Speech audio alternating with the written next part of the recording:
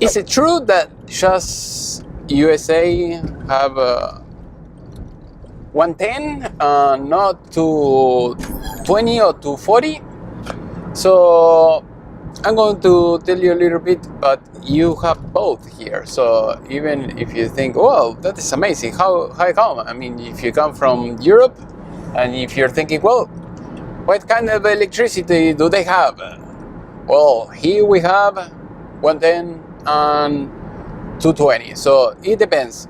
So if you're arriving here to US and you're thinking, well, I have my laptop or maybe a few other things, you come from Europe, you will see that here you can have both electricities. The thing is, when you go and you see maybe in your home, a hotel or whatever, you will see 110 for everything. I mean, for small electronics or appliances, you will see 110, like I mentioned before.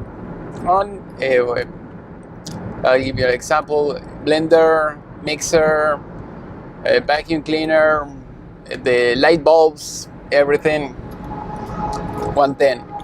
If you're thinking, okay, so where is the 220 that you were talking about? Okay, the 220, you will see it only on the furnace, air condition, and here usually you will see the air condition, all the system.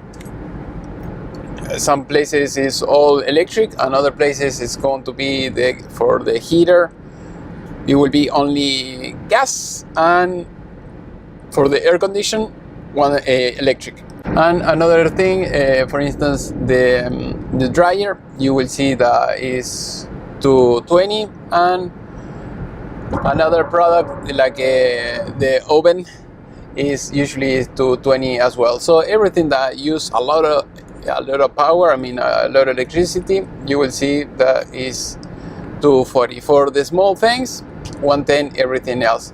So what I would recommend is, if you need for some reason 110, I mean 220, you can call the electrician or try to unplug something else and use your thing. The thing is, like I mentioned before, the plug, I mean the plug for the dryer, also for something else like the oven, is huge. It's something like very large.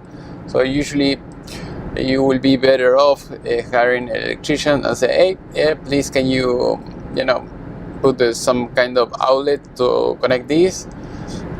He may do it or not. Usually he will, and maybe you're going to need an adapter. Worst case scenario, if you're thinking, well, that is too much hassle, I don't want to hire anybody, it depends what you're going to use, but you have the transformers or inverters that from 110 to 40, and you can use something like that and you will have the same effect. I mean, but you're going to buy something that's going to be like kind of expensive, but it will do the trick. If you're not going to pull too much electricity, you will be fine. So I hope this video was useful. So if you have any question, please let me know in the section below. Try to avoid all kind of adapters, usually is my best advice. And see you next class. Bye.